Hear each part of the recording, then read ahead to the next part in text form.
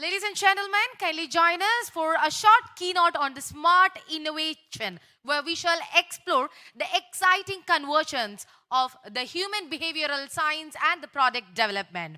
Here, we shall discover how the cutting edge technologies and a deep understanding of the human behavior are driving the new wave of, innovation. So let me invite onto the stage Mr. Vineesh US, the behavioral scientist of Elegant White, to give us a better understanding on the power of behavioral science in creating intuitive, user-centric products. So the mic is all yours.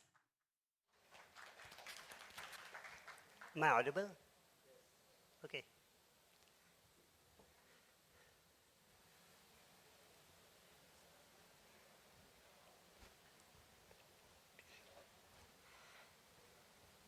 I think from morning we have heard a lot about technology. I'm just trying to connect the dots. So, what do you think is missing from what we have heard since morning? Any thoughts?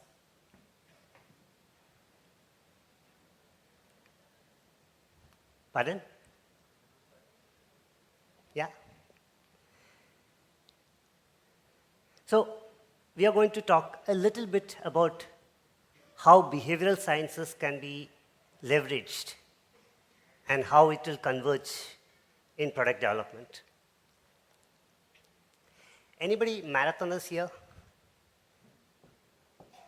Okay, by the way, marathon is 42 kilometers. How many of you have completed a 42-kilometer marathon? Okay, we have one person.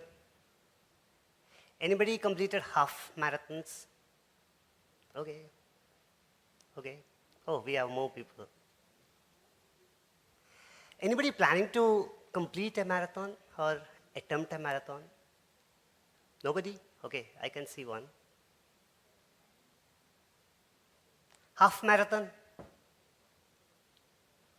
Okay. So, let's pause for a while. Anybody heard about behavioral sciences? Okay.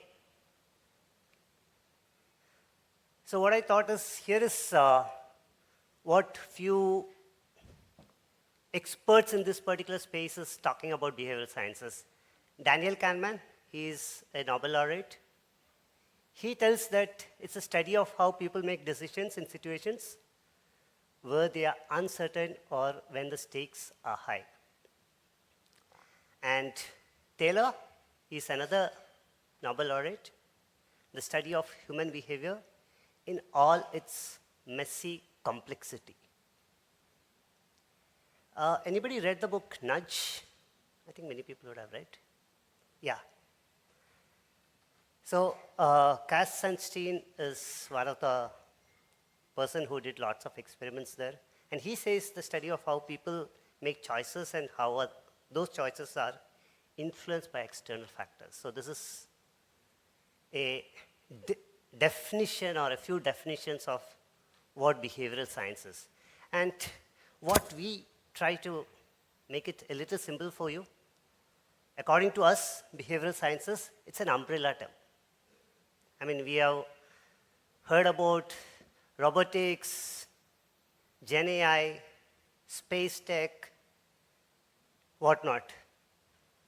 What we are trying to connect here, the connecting the dots here is behavioral science is an umbrella term where you put a little bit of psychology, maybe some neuroscience, a bit of sociology, behavioral economics. I mean, you put all these together, and then what you get could be behavioral science. So it's multidisciplinary. And this is fundamental because when technology takes over, I mean, the technology to do what it needs to do is to help people. And until and unless people, I mean, the technology understands what people need, you can't solve for people. So I'll also look at what we mean by product here in our context. I mean, it could be product that is physical. I mean, it could be both hardware and software, and it could be completely digital products. So we can apply the concepts or the principles from behavioral sciences in any of these. So what I will do, or what I'll attempt to do here, is to make it easy for you to understand. I'll take 3 examples of organizations or companies who have applied behavioral science, and you might be able to relate to it. And then we'll conclude on how behavioral sciences and products will converge. I hope all of you are users of Netflix, right? So Netflix is one organization which has been very heavily using behavioral design principles in their product. I mean, as of last quarter, they have about 247 million subscribers.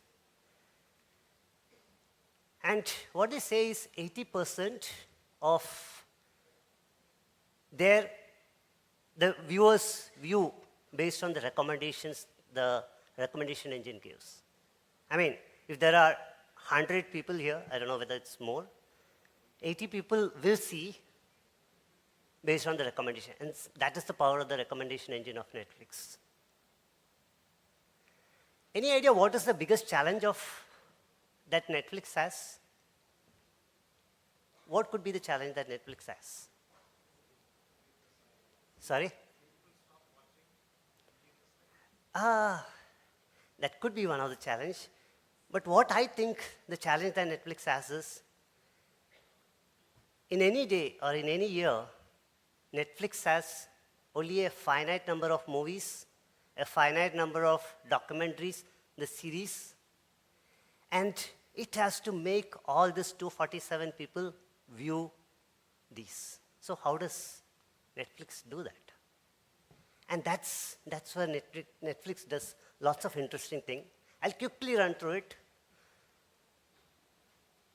So if Netflix wants to show or make you watch Pulp Fiction, it would have learned about you. I mean, Netflix captures every click that you make on your remote, and it knows. And I think since 2014, they have this interesting recommendation algorithm that they have been using, where they have been capturing all the data from all the subscribers, which means Netflix knows you better than you know yourself. Yeah, let me quote that. Netflix knows you better than you know yourself. So it can easily tell, I mean, if Netflix want to make you watch Pulp Fiction, I mean, if you are a Uma Thurman fan or what is this guy's name? I forgot. It can, yeah, John Travolta, thank you. So it gives you recommendation based on the movies that you have watched earlier. And yeah, Good Will Hunting, again, if you are a Robbie Williams fan or you have watched these things, it will suggest you. This is what I took from the latest, I mean, if you have looked at Netflix in the last couple of weeks, you might have seen it. But what I want to tell you is, this is my mobile, I captured it on my mobile. They call something as artwork personalization. What it means is, it personalizes the thumbnails, the text, the description, everything depending on the person. And what you see here is, this is the capture that I have taken for 2 different profiles. So you will see for Suki, there are 2 different images. The thumbnails that you see is different. So they kind of personalize it. And that's what they say is, for Stranger Things, there are at least 9 that you see here. There are even more. So what I want to summarize here is, Netflix, they don't have a single product. For the 247 or 250 odd million customers that they have customized it based on the recommendations and the personalized. I mean, the visuals and everything is customized for the users. How many of you are Spotify users? Oh. Spotify, in 2014, they acquired this company, Econest, and they have been using the Econest algorithm. They use different approaches, acoustic analysis, natural language processing, cultural analysis, collaborative filtering, and even data from music services to profile people. I mean, they profile the taste of individuals and then create the dynamic playlist. I mean, you get that weekly playlist which you listen.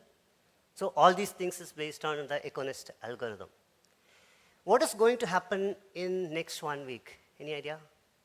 In Spotify? I saw so many people, Spotify users, you don't know what's going to happen in the next 1 week? Spotify Wrapped? Have you not heard about Spotify Wrapped? Next week, Spotify is going to launch Spotify Wrapped. And you know what is the beauty of Spotify Wrapped? Any thoughts? It tells you what you have been doing or listening in the last 1 year. I mean, you will get to know your genre, the playlist, the most listened audio, everything you get. And you know what is smart about Spotify? See, when you go to your socials and share all these things, indirectly you are telling that I accept Spotify, that I accept that Spotify is listening to me year through. So indirectly we are giving consent to Spotify. Indirectly, when you put all those in the socials, we are giving consent. And that is smart thing that Spotify does. I mean, Spotify, when they publish your Wrapped, it's a snapshot of your year in review. Oh, you might be thinking, these are all big shots, big companies. I thought I'll also talk about a small company in Calicut. This is a company, Buy Me a Coffee. Anybody heard about Buy Me a Coffee? Okay. So, Buy Me a Coffee is a very interesting company, and what they do is they support creators and their supporters. And this is about people who create content. And this is a simple way of appreciating the users, I mean the content creators with some, and what they say is you buy the content creator a cup of coffee. And what they've done is they used certain behavior design principles. I mean reciprocity is nothing but when I get something, I feel really tempted to return that favor back. And they have used this in a very nice way. And this product runs only on this, and the fundamental principle, the reciprocity. And they made it so simple. Anybody can just go and use the product. And they are building a community around it. Beautiful product. And this is just 400 kilometers from Trivandrum. The company, the team is sitting there in Calicut, and they are doing all these wonderful things.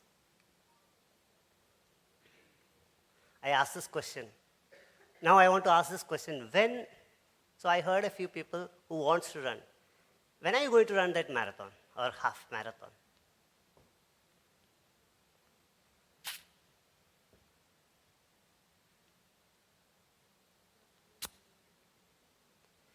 So, so what they did is they took they did a research with 2.3 million data points across 148 races. They collected this data, and this is what they found. So people usually most of the people run at the age of 40. And 45, 50, 35, 30. And what they found is when we are approaching a decade, there is a higher possibility of we running a marathon. And 13.34 is beginning of the decade, and when it is 5, 35, 45, it's 10.15% higher. And it's very interesting for female. They run 30, 35, 40, and that's very much explainable because few people go the family way and all those things. Male, it is different, peaks at 40. So there is a pattern that we all have.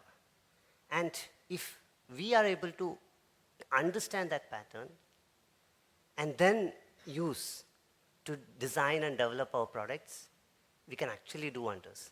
And that's exactly the point. So smart innovation is all about understanding the why of what people do and solving for them. Thank you.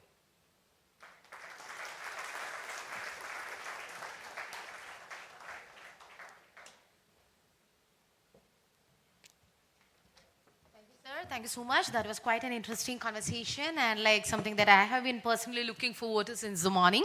So now may I request Mr. Debunath, the founder of FIRE, to kindly come over to the stage and hand over a tribute from the part of NASCOM to a wonderful speaker, Mr. Vineesh US, who is a behavioral scientist in Elegant Y.